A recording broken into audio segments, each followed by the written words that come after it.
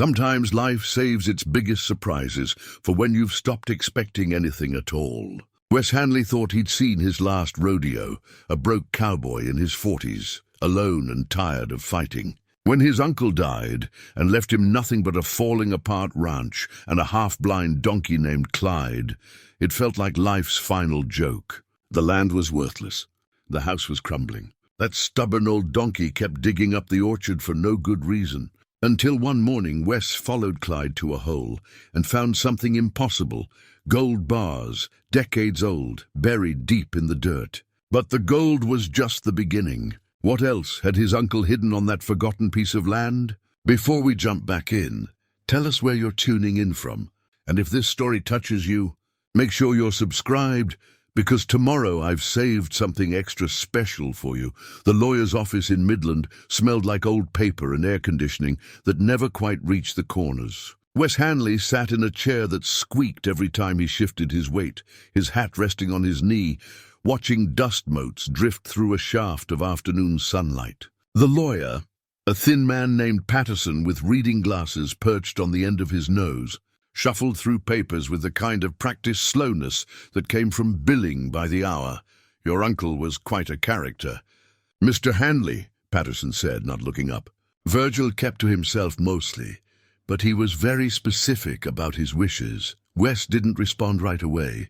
He hadn't seen Uncle Virgil in nearly 15 years. Not since that Christmas, when his marriage was falling apart and everything in his life seemed to be crumbling. Virgil had told him then, in that quiet way of his, that a man could lose everything and still find a way forward. Wes hadn't believed him. He'd been too angry, too wrapped up in his own failures. Now Virgil was gone, died alone in that ranch house out in the middle of nowhere. And Wes was the only family left to notify. "The property consists of 80 acres in Crockett County," Patterson continued, sliding a folder across the desk. "The house, a barn, some outbuildings, all in need of repair, I'm told. There's also livestock, well, one animal, a donkey named Clyde." Wes opened the folder and looked at the pictures. The ranch house sat on a low hill, its paint peeled away by decades of West Texas wind. The barn leaned slightly to one side, like an old man favoring a bad hip. The orchard, he remembered that orchard from when he was a boy, looked skeletal, the trees twisted and sparse. "What's the land worth?" Wes asked. Patterson shifted uncomfortably. "In its current condition? Perhaps 50,000 if you find the right buyer. The area's not exactly prime real estate. Water's scarce, soil's not great for much. Your uncle ran some cattle years ago, but that's long past. 50,000. Wes had debts that totaled twice that. He'd lost his own place 3 years back, a small ranch outside Abilene that he'd bought when times were good and his wife still believed in him. When the marriage ended, so did everything else. Sarah took half of what little remained, and his daughter Kelly, smart, beautiful Kelly, sided with her mother. He couldn't blame her. He'd been absent even when he was present, chasing rodeos in his youth, then chasing work that never quite paid enough. "There's also this," Patterson said, producing an old pocket watch from the folder. "Your uncle specified it should go to you." Wes took the watch carefully. It was tarnished silver, heavy in his palm, with initials engraved on the back, VH. The watch had stopped at 3:47, though Wes didn't know if that meant anything. He turned it over in his hands, feeling the weight of it, the weight of all those years. "He wanted you to have it all," Patterson said, his voice softer now. "Said you were the only one who understood what it meant to start over." Wes pocketed the watch and signed the papers. An hour later, he was driving west on Highway 10 in his 15-year-old pickup truck, everything he owned packed in the bed under a tarp. The radio crackled with static between stations, and the air coming through the window tasted like dust and distance.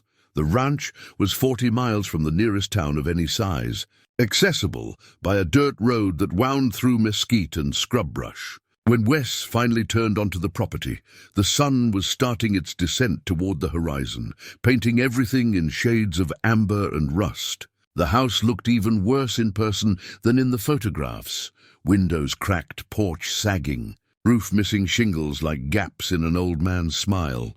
He parked in front of the barn and sat there for a moment, engine ticking as it cooled, looking at what his uncle had left him. This was it. This was all that remained of Virgil Hanley's 78 years on Earth, a piece of land that nobody wanted, and a donkey that probably should have died years ago. As if summoned by the thought, the donkey appeared from behind the barn. Clyde was grey and weathered, with a cloudy left eye that gave him a perpetually skeptical expression. He stopped about 20 feet from the truck and regarded Wes with the kind of patient judgment that only donkeys and disappointed mothers could manage. "You must be Clyde," Wes said. Stepping out of the truck, the donkey flicked an ear but didn't move. Wes walked past him toward the house, feeling the animal's good eye following him. The front door wasn't locked, probably nothing out here worth stealing. Inside, the air was stale and warm. Dust covered every surface. The furniture was simple. A couch that had seen better decades, a kitchen table with 2 chairs, a wood stove in the corner that looked like it predated electricity. Virgil's clothes still hung in the bedroom closet. His boots sat by the door, worn down at the heels.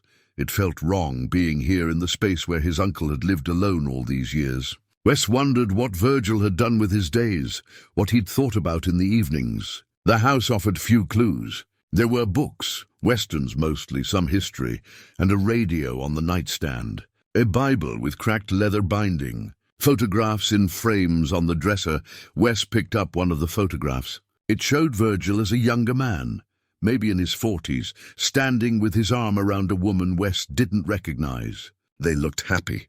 He'd never heard Virgil mention a wife or girlfriend. There were other photographs too. Virgil with groups of men, serious-faced and formal, like military photos, but not quite. In one, Virgil stood in front of a small airplane, desert stretching behind him. A sound from outside pulled Wes from his examination. He went to the window and saw Clyde near the orchard, pawing at the ground with one hoof. The donkey would dig for a moment, then stop and look around, then dig again. Wes left the house and walked down to where the orchard spread across a gentle slope. Most of the trees were dead or dying, though a few still showed signs of life. Green shoots pushing through cracked bark, a handful of small apples clinging to branches. Clyde was focused on a spot between 2 trees, scraping away loose dirt with surprising determination. "What are you doing, old man?" Wes asked. The donkey ignored him and kept digging. Wes stood there as the sun touched the horizon, watching this half-blind animal work at the earth like he was trying to reach something specific. It seemed pointless, but then again, most things did these days. That night, Wes made camp in the house with a sleeping bag on the couch and a can of beans heated on the wood stove. He hadn't brought much. Some clothes, his tools, a box of personal items that had survived the last 3 years of moving from one temporary job to another. He'd worked on ranches all over Texas and New Mexico, always the hired hand, never the owner. He knew horses and cattle, could fix fences and repair equipment, but none of it had added up to anything permanent. His phone had 1 bar of signal, barely enough. He thought about calling Kelly, but what would he say? That he'd inherited a worthless ranch from an uncle she barely remembered? That her father was now officially as broke as he'd ever been? She had her own life in Dallas, a job at a law firm, a son Wes had only seen twice. She'd made it clear 3 years ago that she was tired of his excuses and his failures. The watch sat on the table beside him, catching the lamplight. Wes picked it up again, studying the engraving, the stopped hands. Virgil had been particular about things, careful. Why leave this watch specifically? Why leave everything to a nephew he hadn't seen in 15 years? Outside, Clyde brayed once, a sound that cut through the darkness like a rusty hinge. Wes went to the window but couldn't see anything beyond the small circle of light from the porch bulb. The land stretched out into blackness, empty and vast, the same land Virgil had looked at every night for decades. Wes returned to the couch and lay down, but sleep didn't come easy. The house made settling noises, creaks and groans like old bones. He thought about tomorrow, about figuring out what could be salvaged, what could be sold. The lawyer had mentioned a buyer in Ozona who might be interested in the land for hunting leases. $50,000 wouldn't solve all his problems, but it would give him breathing room, time to figure out what came next. Somewhere in the early hours, Wes finally drifted off, dreaming of dust and distance, of roads that went nowhere and everywhere all at once. He woke to sunlight streaming through dirty windows and the sound of Clyde braying insistently outside. Wes checked his phone. 6:47 a.m. The donkey was making a racket that echoed off the barn walls. Wes pulled on his boots and stepped outside. The morning air was cool, not yet touched by the heat that would build through the day. Clyde stood in the orchard again, in the same spot as yesterday, pawing at the ground. "You're persistent, I'll give you that," Wes muttered. He walked down to see what had the donkey so interested. The hole Clyde had been working on was deeper now, maybe a foot down. The animal looked at Wes with his good eye, then deliberately stomped the ground twice and snorted. All right, Wes said. "Let me get a proper shovel." He found one in the barn, along with evidence of Clyde's living arrangements. A stall filled with old hay, water and feed buckets that someone, probably a neighbor, had been maintaining since Virgil's death. The barn smelled like animal and age, but it was solid enough, better condition than the house. Back at the orchard, Wes started digging where Clyde had indicated. The earth was dry and hard-packed, requiring real effort. He worked steadily, piling dirt to the side, going down 2 feet, then 3. Clyde watched from a safe distance, occasionally offering an encouraging snort. "This better be worth it," Wes said, pausing to wipe sweat from his forehead. 4 feet down, the shovel hit something that wasn't dirt. The sound was distinctive, metal on metal. Wes's heartbeat picked up. He cleared away more soil, working more carefully now, until he could see the edge of something square and rusted.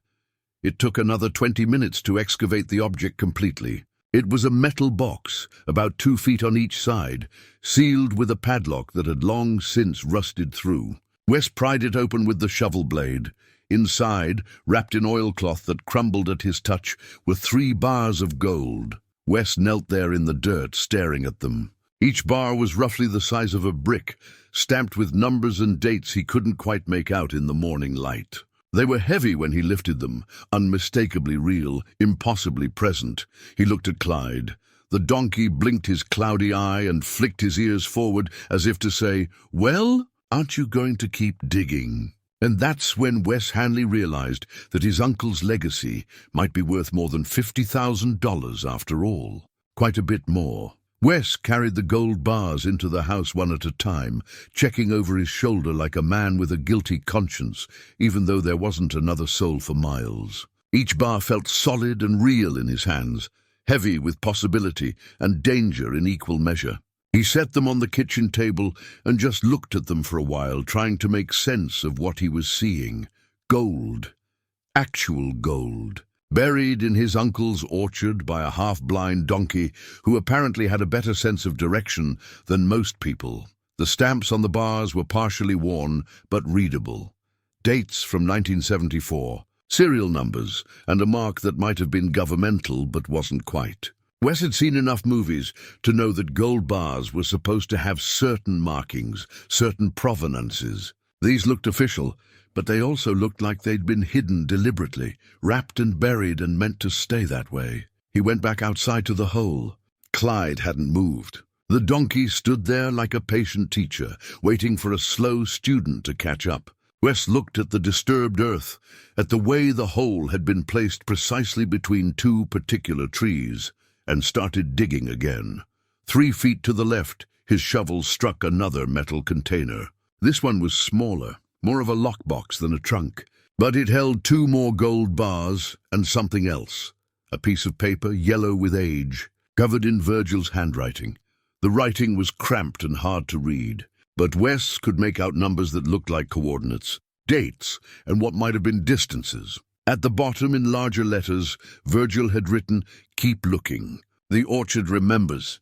Wes sat back on his heels, breathing hard from the digging and from something else, a growing sense that he'd stumbled into something much larger than a simple inheritance. His uncle hadn't just owned a failing ranch. Virgil had been hiding something, protecting something. For decades, Clyde walked over to another spot about 30 feet away and began pawing the ground again. "You've got to be kidding me," Wes said, but he picked up the shovel and followed. By noon, Wes had dug in 6 different locations, all indicated by Clyde with the same deliberate certainty. 4 of the spots yielded more gold, 12 bars total now, sitting in his kitchen like they belonged there. The other 2 holes contained only old ammunition boxes, filled with documents too fragile to handle without care, and 1 rusted coffee can with old photographs. Wes's back ached, and his hands were blistered, but he couldn't stop. Each discovery raised more questions. How much gold was there? Where had it come from? And how in the world did a donkey know where it was buried? He sat on the porch steps, drinking water from the pump, watching Clyde graze peacefully near the barn, as if he hadn't just revealed a fortune buried in the dirt. The afternoon sun was brutal, the kind of heat that made the air shimmer and turned thought into molasses. Wes needed to think this through carefully. Gold like this didn't just appear. It came from somewhere, belonged to someone. The fact that Virgil had buried it, hidden it for what looked like 50 years, meant something important. It meant danger. It meant secrets. It meant that other people might come looking. He thought about the lawyer's office, about Patterson's careful reading of the will. There had been no mention of gold, no hint that the property contained anything valuable. Either Virgil had kept it completely secret or, and this seemed more likely, Patterson didn't know about it. Virgil had been deliberate about that, Wes realized. The old man had left the ranch to him with no explanation, no guide, just the property and a donkey, and the assumption that Wes would figure it out. But why? Why not tell someone? Why not claim it, sell it, use it? The answer came slowly, like water seeping through hard ground, because Virgil couldn't. Because the gold was either stolen, hidden, or somehow tied to something he couldn't talk about. And now it belonged to Wes, along with whatever trouble came with it. Wes went back inside and examined the gold more carefully. He used a knife to scrape gently at 1 bar, testing it. The metal underneath was the same yellow gold as the surface, not plated, not fake. He'd worked around enough wealthy ranchers to have seen gold jewelry, gold belt buckles, even gold spurs once. This was real. He took out his phone and in the weak signal managed to pull up a search for gold prices. Current rate, about $60,000 per kilogram. He didn't know exactly what these bars weighed, but if they were standard size and they looked it, each one would be around 12 kilograms. That meant each bar was worth roughly $750,000. Wes did the math 3 times to make sure he wasn't imagining it. 12 bars, $9 million, give or take, sitting on his kitchen table in a house with a leaking roof and no air conditioning, and Clyde was still finding more. The realization hit him like cold water. This wasn't just a few bars hidden away for a rainy day. This was systematic. This was a cache, a stockpile, something Virgil had been protecting his whole adult life. The orchard alone might contain dozens more. The barn, the house, the whole 80 acres, any of it could be hiding gold. Wes walked through the house again, looking at everything differently now. The photographs on the dresser weren't just memories, they were clues. The men in those pictures, serious and formal, might have been partners or rivals or witnesses. The woman in Virgil's arm might have known the truth. The airplane in the desert photograph might have been how the gold arrived. In the closet, Wes found a locked trunk under some old blankets. He broke the lock with a screwdriver and opened it. Inside were more documents, more photographs, and a leather journal with Virgil's name embossed on the cover. The journal's pages were filled with entries in the same cramped handwriting from the note in the orchard, dates, coordinates, cryptic observations that read like code. One entry, dated March 15, 1975, said simply, "Cash secured. See nose. Must protect until time is right. See, Clyde." Had Virgil trained the donkey somehow? That seemed impossible. But then again, Wes was sitting in a house with $9 million in gold that a half-blind donkey had led him to. So maybe impossible wasn't the right word anymore. Another entry from 1982, "No one can know. Not yet, the wrong people are still looking." And from 1998, "Getting older. Need to make arrangements. Wes is the only one I trust." Wes closed the journal carefully. His hands were shaking. Virgil had known. The old man had known exactly what he was doing when he left everything to a nephew he hadn't seen in 15 years. He'd known that Wes was broke and desperate and had nowhere else to go.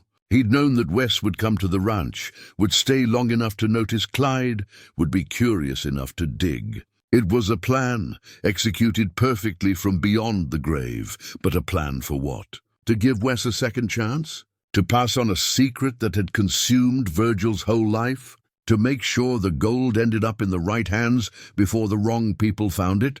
Wes looked out the window at the orchard, at the holes he'd dug, at Clyde standing peaceful in the shade. The sun was starting its decline toward evening. He'd been on this property for less than 2 days, and already his entire understanding of his uncle, of the ranch, of his own future, had been turned completely inside out. His phone buzzed, a text message that barely came through. It was from a number he didn't recognize. Heard about Virgil's passing. Need to talk about the property. We'll stop by tomorrow. R. Cole. Wes stared at the message.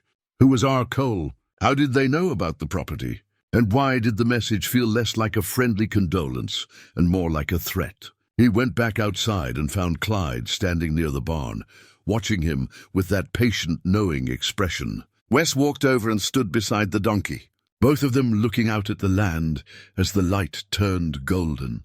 I think we're in trouble. Old man, Wes said quietly. Clyde flicked his ears and didn't disagree. Wes spent the rest of the evening going through Virgil's house with the kind of attention he should have given it from the start. Every drawer, every shelf, every gap between floorboards became a potential hiding place. The journal had mentioned documentation, evidence, things that needed protecting. If Virgil had hidden gold, he'd hidden other things too. The house revealed itself slowly. Behind a loose board in the kitchen, Wes found a manila envelope containing more photographs, these ones sharper, more recent, showing the property from different angles, with notes written on the back. North fence line, 3 markers. Barn foundation, eastern corner. Each note was cryptic but purposeful, like a treasure map, written for someone who already knew the territory.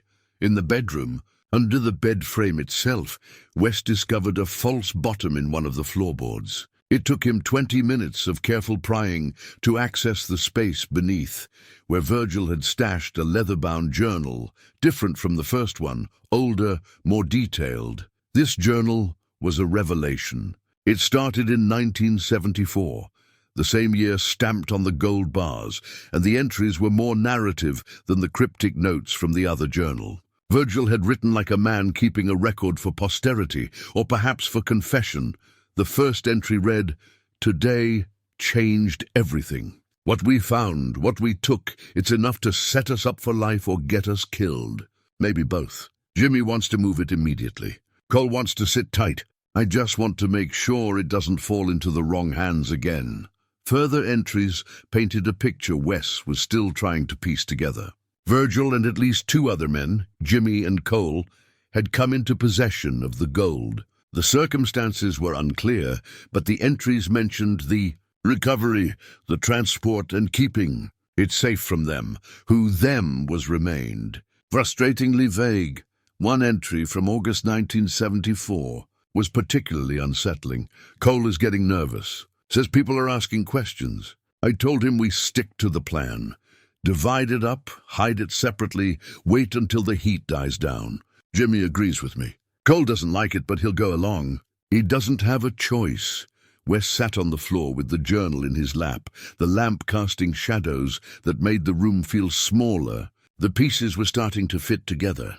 Virgil hadn't stolen the gold, or if he had, it was from people who probably didn't deserve it. He'd been part of a group, a partnership that had fractured over how to handle what they'd found. And Cole, R. Cole, who'd sent that text message, was one of the original partners.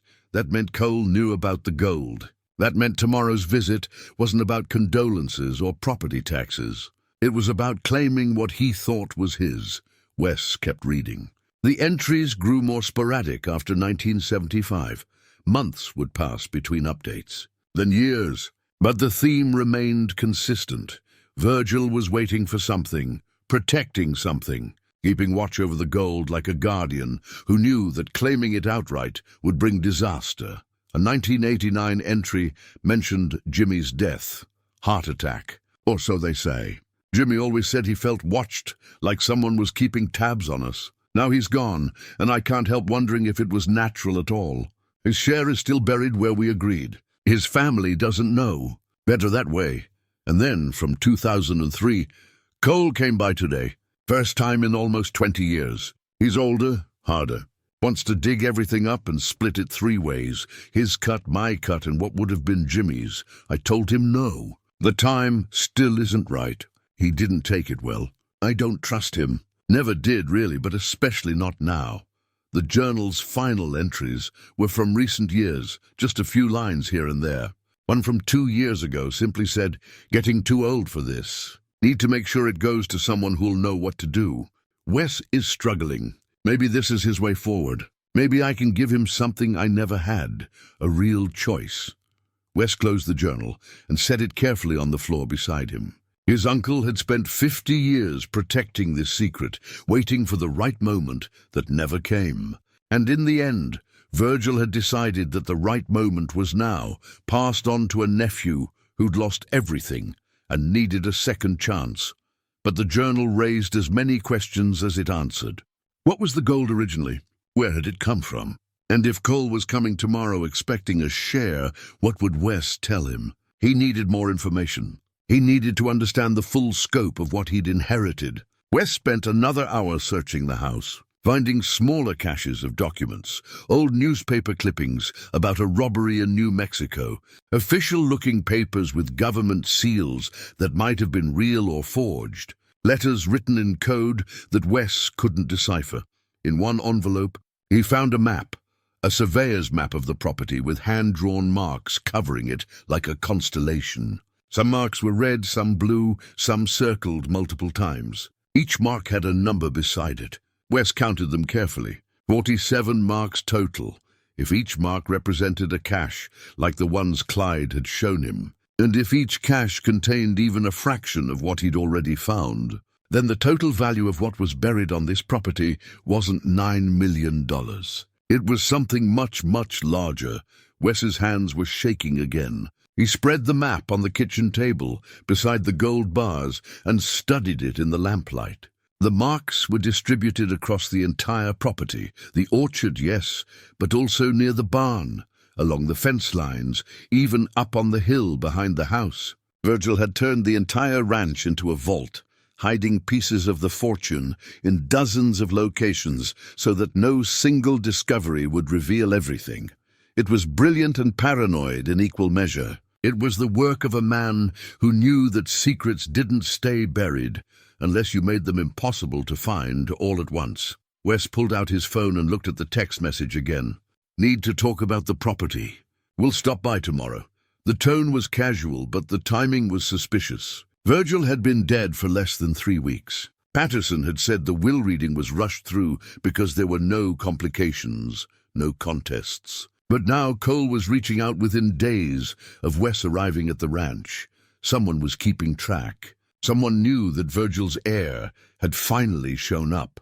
Wes went to the window and looked out at the darkness. The moon was up, bright enough to cast shadows across the yard. Clyde was visible near the barn, a grey shape against the darker wood. The land stretched away in all directions, empty and quiet, but it didn't feel safe anymore.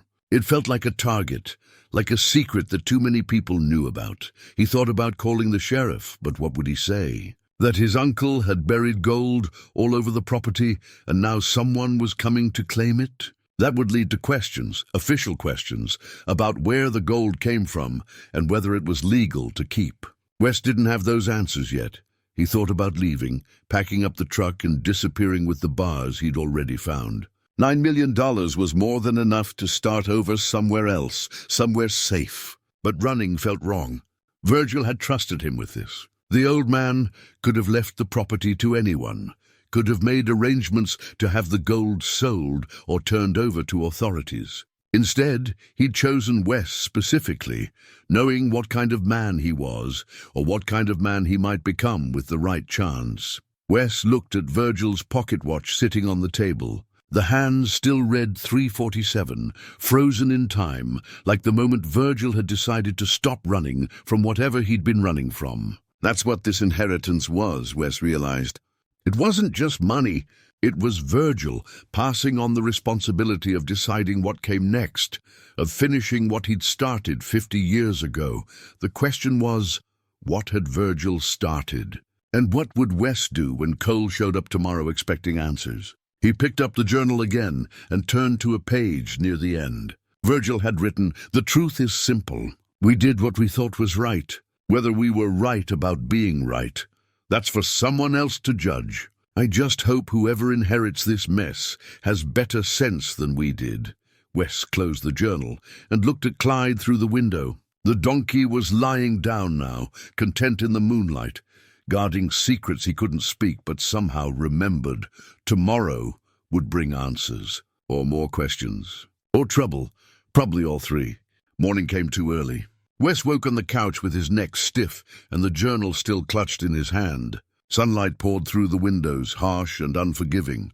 He checked his phone, 8:23 a.m., and no new messages. Cole hadn't specified when he'd arrive, just tomorrow, which meant Wes had time to prepare, but no idea how much. He made coffee on the wood stove the old-fashioned way and took it outside to the porch. Clyde was already up and moving, grazing near the orchard like yesterday's discoveries were just routine business. Wes envied the donkey's calm. His own mind was racing, trying to sort through everything he'd learned and figure out what it meant. The photographs. He needed to look at those more carefully. Back inside, Wes spread the pictures across the table, organizing them by what looked like chronology. Some were clearly from the 70s. The clothes, the cars, the quality of the film stock. Others were more recent, though still dated. In one cluster of photos, Virgil appeared with two other men. They stood in front of a small airplane, desert landscape stretching behind them.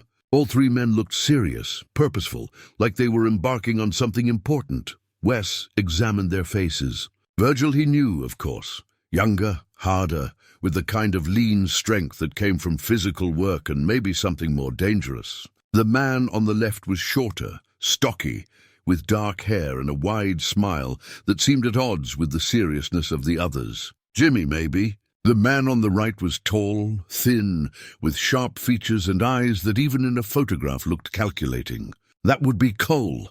Another photo showed just Virgil and the woman from the bedroom picture.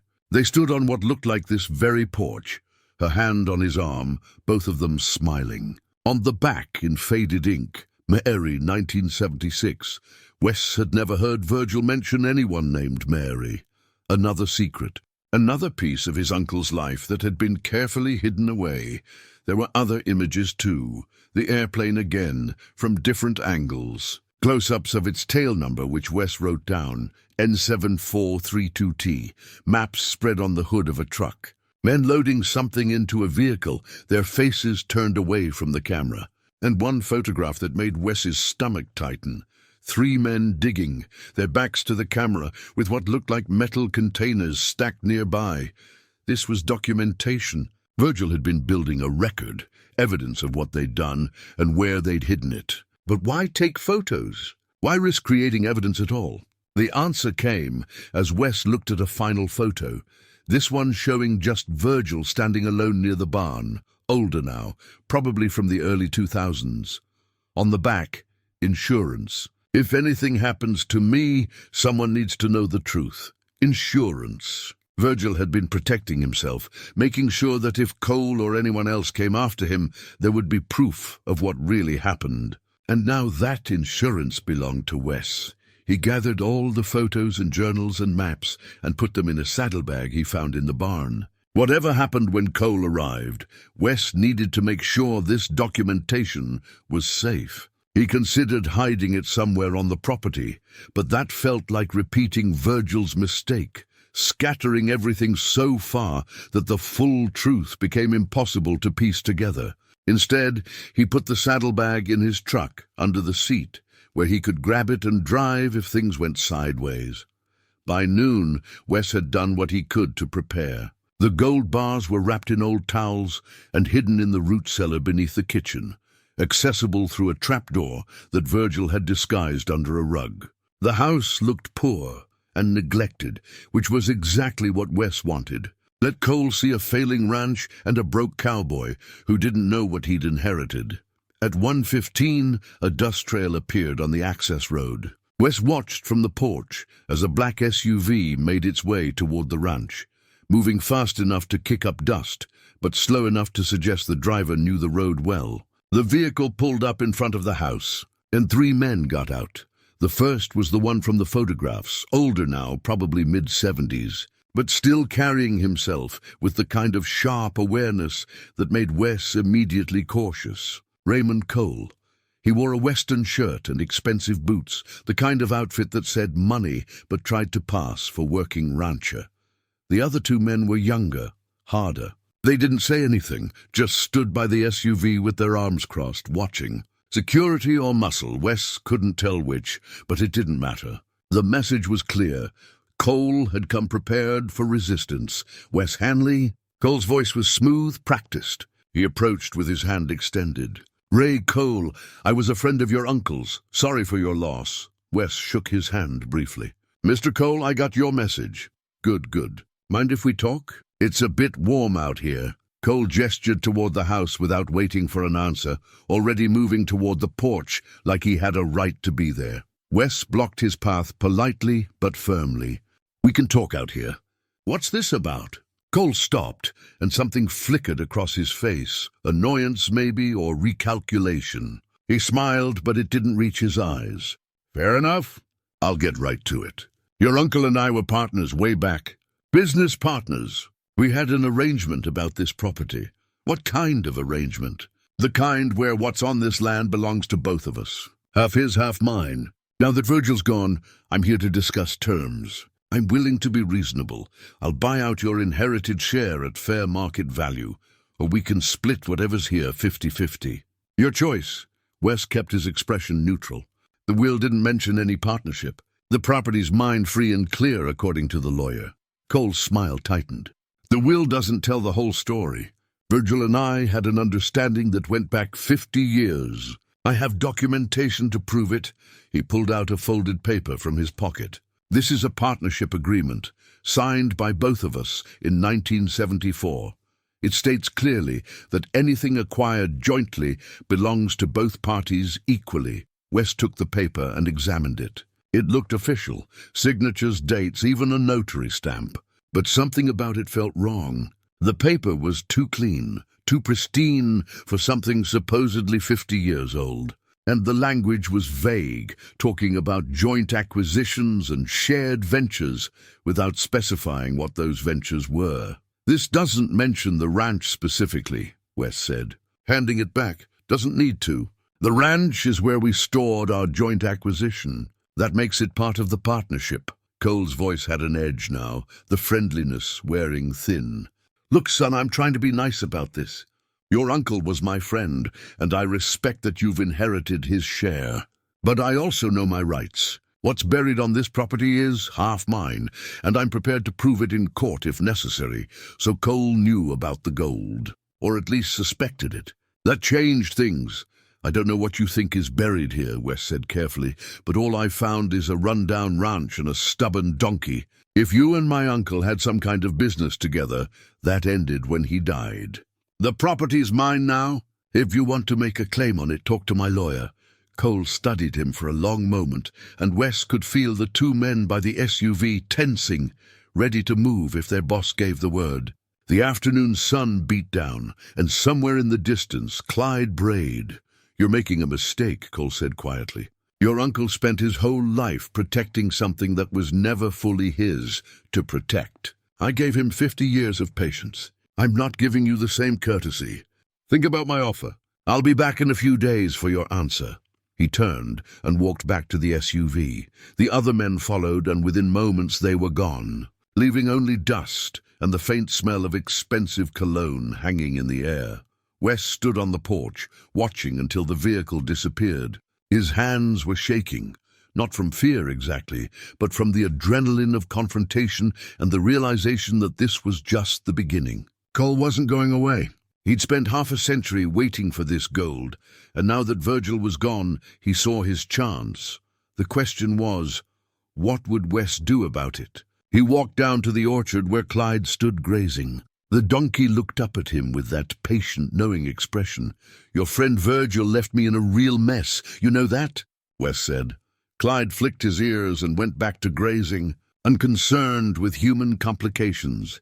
Wes looked at the spots they'd dug yesterday, at the disturbed earth that marked the beginning of whatever came next. He thought about the journal entries, about Virgil's 50 years of waiting, about Cole's implied threats, and he thought about his daughter Kelly in Dallas, about the grandson he barely knew, about the life he'd lost, and the life he might be able to build if he made the right choices now. The sun was starting its decline. Tomorrow, he'd need to do more research, figure out what the gold really was and whether keeping it was legal or even possible. Tonight, he'd read more of the journals, tried to piece together the full story.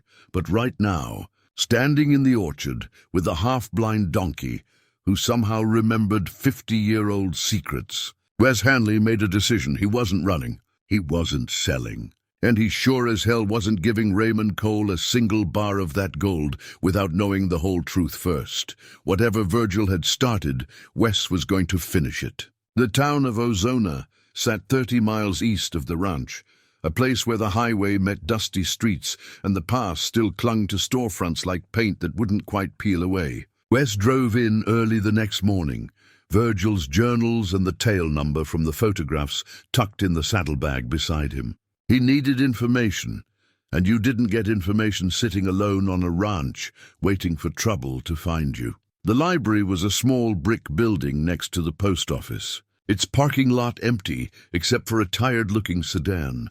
Inside, the air conditioning hummed like a promise of civilization, and a woman in her 60s looked up from behind the desk with the kind of smile reserved for people who still used libraries. "Help you find something?" she asked. "I need to use a computer," Wes said. "For research." She pointed him to a row of desktop computers along the wall, and Wes settled in with the kind of grim determination that came from knowing you were looking for something without being sure what it was. He started with the tail number from the airplane, N7432T. The FAA database was public, and within minutes Wes had his answer. The plane was a Cessna 182, registered in 1973 to a company called Desert Sky Transport out of Albuquerque. The registration had lapsed in 1975, and there was no current information about the aircraft's disposition. Desert Sky Transport. Wes searched for the company name and found fragments, a business license that expired in 1976, a mention in an old newspaper article about regional aviation companies, and finally, buried in a digitized archive, a longer article from the Albuquerque Journal, dated October 1974. The headline made his breath catch. "Federal investigation into Desert Sky Transport continues.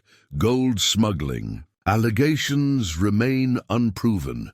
Wes read the article 3 times, taking notes. Desert Sky Transport had been under investigation for smuggling gold from Mexico into the United States, allegedly working with corrupt officials on both sides of the border.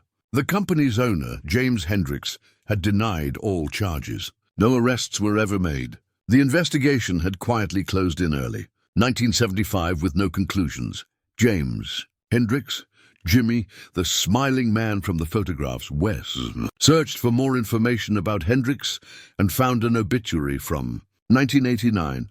Died suddenly of a heart attack at age 52, survived by wife and 2 children. Services private.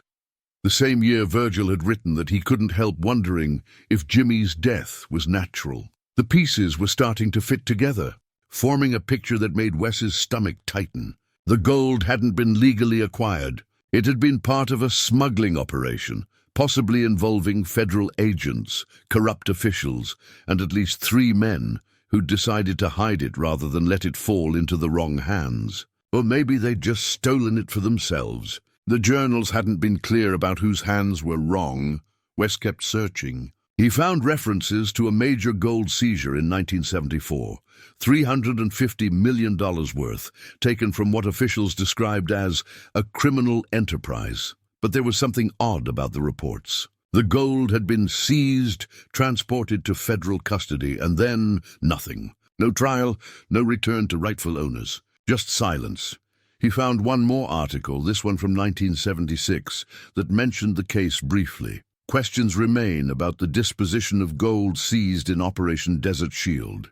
Federal officials declined to comment, citing ongoing sensitivity. Operation Desert Shield. That was the key phrase. Wes searched it and found almost nothing. A few oblique references, some redacted documents in military archives, and a pattern of silence that suggested the operation had been classified or buried or both. Virgil had been part of something big, something that had made powerful people nervous. And now, 50 years later, Raymond Cole wanted his share.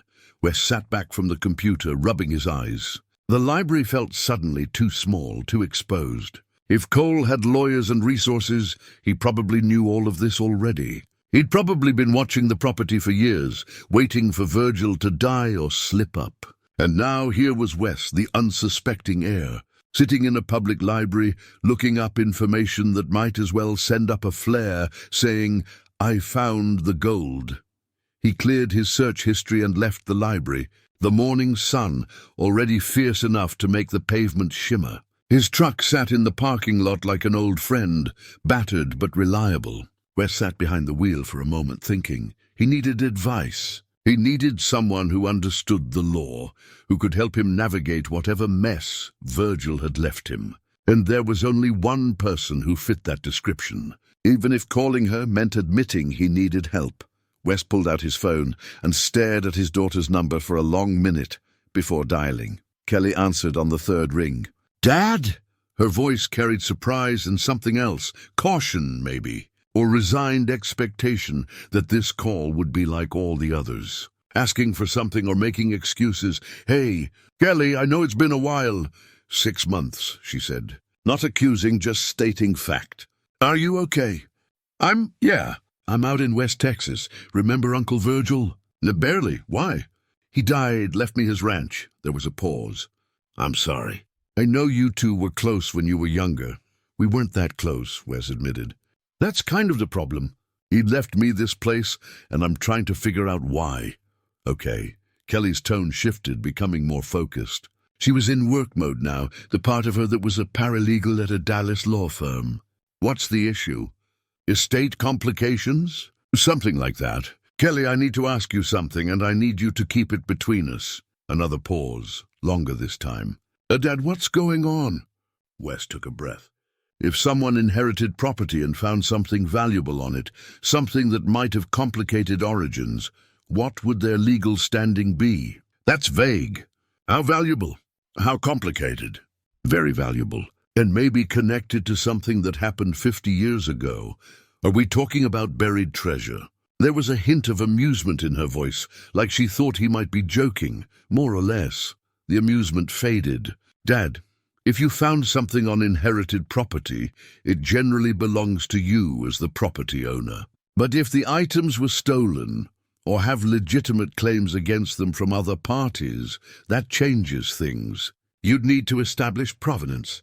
And if someone else has a legal claim, what if they have a partnership agreement from 1974, claiming joint ownership of anything acquired?" Kelly was quiet for a moment. "That could be enforceable, depending on the language and whether it was properly executed. But partnership agreements usually expire when partners die, unless there are specific provisions for transfer to heirs." "Have you talked to a lawyer?" "Not yet. The guy with the agreement showed up yesterday with 2 friends who looked like they weren't here for conversation. He wants half of whatever's on the property."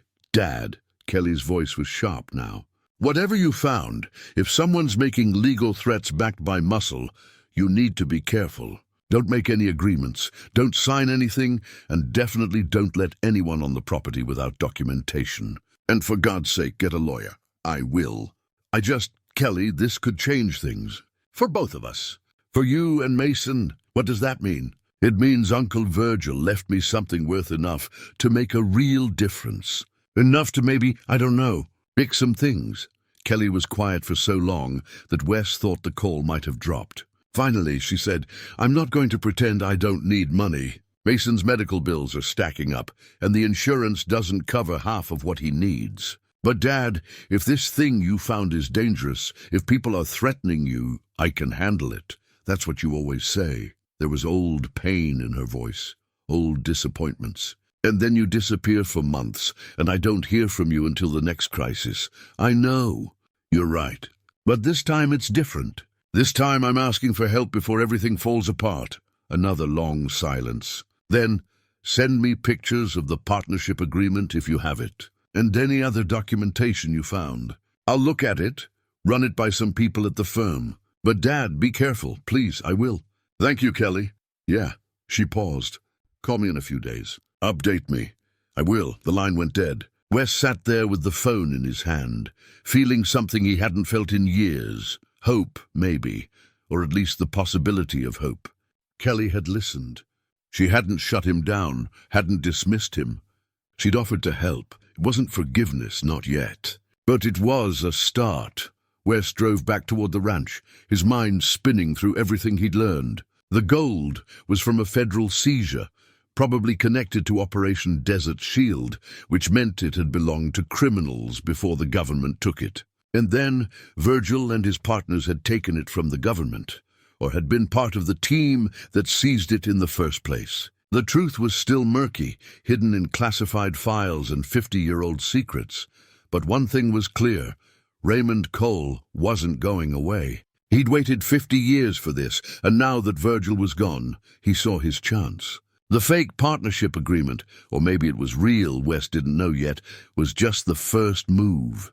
There would be others. As Wes turned onto the access road that led to the ranch, he saw something that made him hit the brakes. Fresh tire tracks, multiple vehicles, leading toward his property.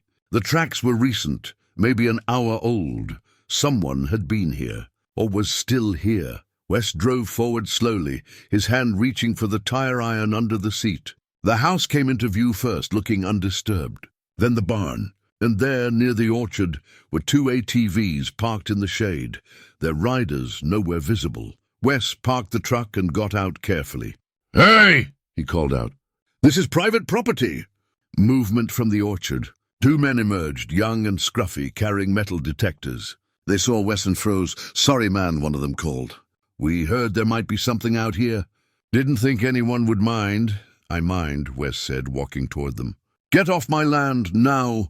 They gathered their equipment and headed for the ATVs, sheepish but not particularly apologetic. As they drove away, one of them called back, "You should post signs if you don't want visitors." Wes stood in the dust they kicked up, watching them disappear down the road. The word was out. Cole's visit had spread rumors, and now people were coming to look. First 2 treasure hunters, next would be more. The secret Virgil had kept for 50 years was unraveling faster than Wes could contain it. He walked to where the men had been searching and found shallow holes dug in the orchard. None of them deep enough to hit anything real. But the message was clear. Time was running out. He needed to act, and soon, before this property turned into a circus and whatever chance he had of controlling the situation slipped away completely. Clyde appeared from the barn, watching Wes with that calm, patient expression that somehow always made things feel slightly less catastrophic. "We need a plan," Wes told the donkey, "and we need it fast." Clyde flicked his ears and walked past him toward a new spot in the orchard, then began to paw the ground. "Yeah," Wes said, following. "I figured you'd say that." The barn smelled like decades of animal and hay, dust motes floating in shafts of light that leaked through gaps in the walls. Wes had been searching for 2 hours, moving methodically through every corner, every space that might hide something significant. Virgil had been deliberate about everything. The journals, the maps, the photographs, and if there was more to find. The barn seemed like a logical place. He found it behind a false wall in the tack room, disguised so well that only someone looking specifically for hidden spaces would notice the slight gap in the boarding. Behind it was a metal shelf holding a cassette player, 2 tapes, and another journal, this one marked Final Account on the cover. Wes carried everything to the workbench and set up the cassette player, which ran on batteries that had long since died. He found replacements in the house and returned to the barn, closed the door and pressed play. There was crackling. Then Virgil's voice, older than Wes remembered it but unmistakable, that same measured cadence, that same careful choice of words. If you're listening to this, I'm gone. And if you found it, that means you're probably my nephew Wes, because I didn't leave instructions for anyone else. So hi Wes, sorry about the mess I'm leaving you. A pause. The sound of Virgil settling into whatever chair he'd been sitting in. I need to tell you about 1974, about what we did and why we did it. You deserve to know the truth before you decide what comes next. Wes pulled up a stool and listened, Virgil's voice filling the quiet barn. I was a federal agent then, working with a task force investigating gold smuggling across the Mexican border. Jimi Hendrix ran Desert Sky Transport, a small aviation company that moved cargo, legal and otherwise. Raymond Cole was the regional director for customs, which meant he had access to everything coming through official channels. And we were all 3 of us tired of watching criminals get rich while good people struggled. Another pause. The tape hissed. The operation was called Desert Shield. We were supposed to intercept a shipment, $350 million in gold bars that had been stolen from legitimate mining operations in South America. The cartel moving it had connections all the way up to federal officials. Our job was to seize the gold and return it to the rightful owners. Virgil's voice grew heavier, but when we intercepted that shipment, we realized the truth. The rightful owners were just different criminals. The entire operation was corrupt from top to bottom. The gold was going to disappear into private collections, into offshore accounts, into the pockets of the same people who were supposed to be stopping this kind of thing. A long silence then. We made a decision. The 3 of us decided that if the gold was just going to be stolen anyway, better it should disappear completely. Better that no one got it, not the cartels, not the corrupt officials, not anyone. So we took it, all of it. We used Jimmy's plane to move it out of New Mexico, brought it here to this ranch that I'd inherited from my father, and we buried it. All $350 million worth. Wes sat very still, barely breathing. The plan was to wait. Wait until the people looking for it moved on, until the investigation closed, until we could figure out a way to return it to people who actually deserved it. But it never happened. Cole got nervous first. He wanted to sell it piece by piece, make ourselves rich. Jimmy and I said no. That's not what we'd taken it for. Virgil's voice grew harder. Cole threatened to expose us. I told him if he did, we'd all go down together. So we made an arrangement. We split the gold 3 ways, buried it in different locations. Jimmy took his share to his property in Colorado. Cole was supposed to hide his in Arizona, and I kept the main cash here on my land, because someone needed to guard it. The tape clicked as it changed sides automatically. Jimmy died in 1989. His family never knew what he'd hidden on their property. They sold the land to a developer 5 years later. Whatever gold was there is under a shopping mall now. Cole's share, I never trusted him, so I followed him. He buried his in the desert near Tucson, but when I checked a few years later, it was gone. He dug it up and sold it, made himself rich off what we'd agreed to protect. Bitterness crept into Virgil's voice. That left only my share, the largest share, because I'd been the one holding the operation together. I kept it here, moved it deeper, scattered it across the entire property, so that even if someone found one cache, they wouldn't find it all. And I waited. I waited for the right time, the right person, the right circumstances to make this right. A long pause. The sound of Virgil taking a drink of something. I spent 50 years protecting this gold. Wes, 50 years waiting for a chance to do something good with it. But chances like that don't come when you're hiding from the law. They don't come when you're afraid of shadows. I realize now that I should have made different choices. But I can't undo what I did. All I can do is pass it on to someone I trust. The tape hissed for a moment. You're a good man, Wes. Better than I was at your age. You've had your struggles. made your mistakes, but you've got character. You know what matters. That's why I'm leaving this to you. Not to give you money, though God knows you could use it, but to give you a choice I never had the courage to make." Virgil's voice softened. "The gold is yours now. You can keep it, sell it, turn it in, do whatever you think is right. But know this, Cole will come for it. He's been waiting just as long as I have, and now that I'm gone, he'll see his chance. Don't trust him. Don't believe his partnership claims. We dissolved our partnership the day he dug up his share and betrayed what we'd agreed to protect. The tape wound on for another minute, just breathing, then, 'There's more gold here than you've found yet.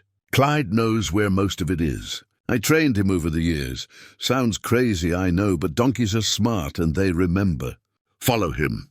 Trust him. And whatever you decide to do, know that I'm sorry for putting this burden on you. But I also know you're strong enough to carry it." The tape clicked off.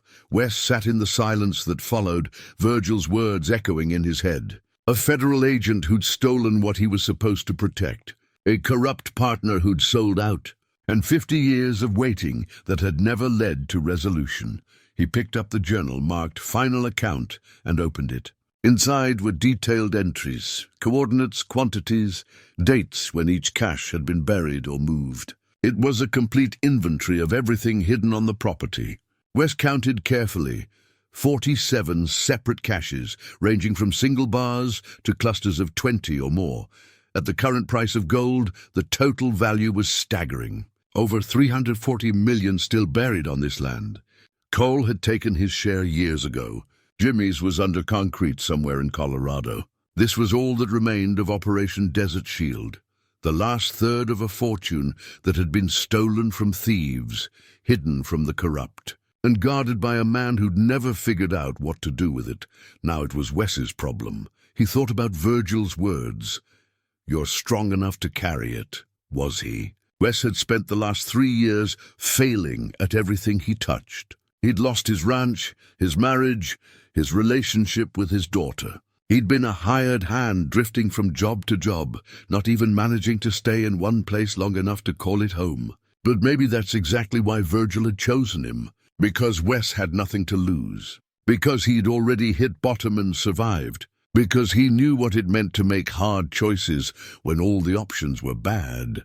Wes rewound the tape and played it again, listening for anything he might have missed. On the second listen, something clicked. Virgil had said the gold was stolen from legitimate mining operations, taken by cartels, then intercepted by federal agents. That meant somewhere, buried in government archives, there would be records, documentation of who the gold had originally belonged to, where it came from, how it was seized. If Wes could find those records, he might be able to prove provenance. He might be able to return the gold to its rightful owners, or at least establish that Cole had no legal claim to it.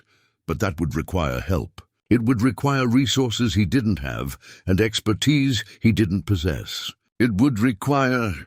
The sound of vehicles pulled Wes from his thoughts. He went to the barn door and looked out. 2 trucks were approaching, not Cole's SUV, but official-looking vehicles with government plates. They pulled up in front of the house, and 4 people got out.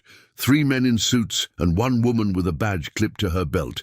Federal agents. Wes's stomach dropped. The woman approached first, her expression professional but not hostile. "Mr. Hanley? I'm Special Agent Reeves, FBI. We need to talk about your uncle's property." Wes stepped out of the barn, keeping his expression neutral. "What about it?" "We have reason to believe there may be items on this property related to an ongoing investigation. We'd like permission to conduct a search." "What kind of items?" Agent Reeves studied him for a moment. "The kind that have been missing for 50 years, Mr. Hanley. The kind that your uncle spent his life hiding, so they knew. Maybe they'd always known, had been watching Virgil all these years. Maybe Cole had tipped them off. Or maybe, most likely, federal agents didn't forget about 350 million in stolen gold. No matter how much time passed, I'd like to see a warrant," Wes said. Agent Reeves nodded as if she'd expected that. "We don't have one yet. That's why we're asking for cooperation. If you give us permission to search, this can be handled quietly. If we need to get a warrant, it becomes a matter of public record. Media gets involved. Questions get asked. Translation: cooperate or watch your life become a circus. Wes thought about Virgil's message, about the choice he'd been given. He thought about Kelly and her son, about the medical bills she couldn't pay. He thought about the gold buried beneath his feet, waiting for someone to make a decision about its fate. "I need to talk to my lawyer first," Wes said. Agent Reeves pulled out a business card. "You have 24 hours, Mr. Hanley. After that, we come back with a warrant. And once we do that, everything on this property becomes evidence in a federal investigation." She handed him the card and walked back to the trucks. Within minutes, they were gone, leaving dust and ultimatums in their wake. Wes stood in the yard, the card in his hand, Clyde watching from near the orchard. 24 hours to decide. To find a lawyer, figure out his rights, choose whether to fight or cooperate or run. 24 hours to finish what Virgil had started, or lose everything trying. Wes spent the rest of the day in Virgil's house, tearing through every remaining hiding place with the kind of desperation that came from having less than a day to figure out 50 years of secrets. The FBI wouldn't have shown up unless they knew something significant, which meant there was more to this story than Virgil had revealed in his recording. He found it in the last place he thought to look, inside the wood stove itself, wrapped in fireproof cloth and wedged up into the chimney. A sealed envelope addressed in Virgil's handwriting, "For Wes, open only if you found everything." Wes tore it open. Inside were official documents, their edges yellowed with age, but the text still clear. Letters on federal letterhead. Correspondence between Virgil and someone named Mitchell Brennan at the Justice Department. And at the bottom of the stack, a single sheet that made Wes's hands shake as he read it. It was an official memorandum, dated August 1974, classified secret in red letters across the top. The subject line read, "Operation Desert Shield, Final Disposition Report." Wes read it 3 times, each time the words rearranging everything he thought he understood.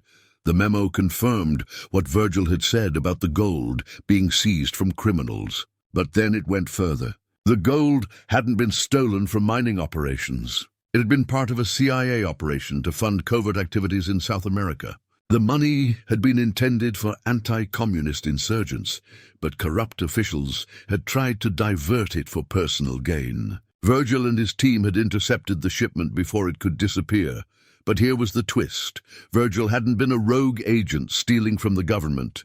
He'd been following orders. Direct orders from Mitchell Brennan, a senior official at Justice, to secure the gold and hold it until a proper chain of custody could be established. The memo explicitly stated that the gold was not to be turned over to any agency until Brennan personally authorized it. That authorization had never come. Wes kept reading. A letter from Brennan to Virgil, dated September 1974. "The situation is more complicated than we anticipated. There are parties within the government who want this gold to disappear. They will claim it for legitimate operations, but their intentions are not clean. I need you to keep it secure. Trust no one but me." Another letter from November 1974. "They're investigating Desert Sky Transport as a cover. Let them investigate. Say nothing.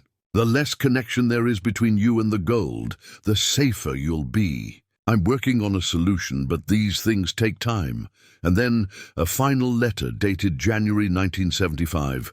"Virgil, I've been removed from my position. They know I was protecting the gold, and they've forced me out. I don't know if you'll receive this letter or if it will be intercepted. If you're reading this, destroy all evidence of our correspondence. Keep the gold hidden. I'll find another way to make this right, but it may take years. Be patient, be careful, and above all, keep it away from Cole. He's been compromised." Wes set the letters down carefully, his mind racing. Virgil hadn't stolen the gold.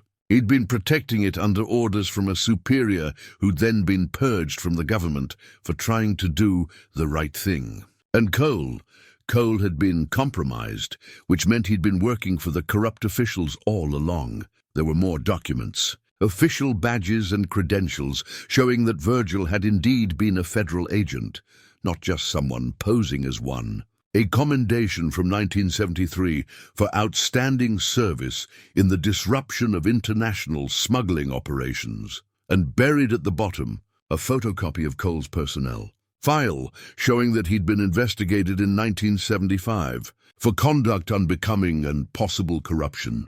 Though no charges had ever been filed, the picture was finally complete. Virgil had been a patriot trying to protect government assets from corrupt officials. Cole had been one of those corrupt officials, playing both sides and eventually stealing his share when he realized there would be no consequences. And the FBI showing up now meant that someone, somewhere, still cared about that missing gold, or at least about making sure it didn't surface to expose old scandals. Wes pulled out his phone and called Kelly. She answered on the first ring. "Dad, did you send those documents I asked for?" "Not yet." "Kelly, I need you to come out here. I need your help in person. Dad, I can't just drop everything. Please." He heard the crack in his own voice. "I know I don't have the right to ask, but this is important. And it's not just about me. It's about something bigger than I can handle alone." There was a long pause. "Then what's going on? Are you in trouble?" "Yes, but it's the kind of trouble that might actually lead somewhere good. I can't explain it over the phone. Can you get time off work? Can you bring Mason? Mason's in school. And I'd need to—" She stopped. "Dad, how serious is this?" "FBI showed up today. They want to search the property. I have 24 hours to decide whether to cooperate or lawyer up." Kelly's voice changed, becoming sharp and focused. "Don't talk to them without a lawyer present. Don't sign anything. Don't give them permission to search. I'm calling my boss right now to see if I can take a few days. If I can, I'll drive out tonight. Thank you. Dad, just be careful, okay? Whatever Uncle Virgil left you, it's not worth getting arrested over." "I know. I'll be careful." The line went dead. Wes looked out the window at the property, at the land that had seemed so worthless 3 days ago, and now felt like the center of a 50-year-old conspiracy. Clyde was visible near the barn, peaceful in the late afternoon light, oblivious to federal investigations and corrupt officials, and the weight of history pressing down on 80 acres of West Texas. Wes spent the next few hours documenting everything. He photographed every page of the official documents, every entry in Virgil's journals, every piece of evidence that might prove his uncle's innocence and Cole's guilt. He uploaded the photos to a secure cloud account using his phone's sluggish internet connection, making sure there were backups in case anyone tried to seize the originals. Then he went outside and walked the property with Virgil's detailed inventory journal, mapping out exactly where each cache was buried. If this all went sideways, if the FBI seized everything, at least he'd know what had been there. At least there would be a record. As the sun touched the horizon, painting the sky in shades of amber and rose, Wes stood in the orchard and thought about choices. Virgil had spent 50 years making the safe choice, hiding, waiting, protecting. And in the end, that choice had led nowhere except to an unmarked grave, and secrets passed on to someone else. Maybe the right choice wasn't the safe one. Maybe it was time to bring everything into the light. Consequences be damned.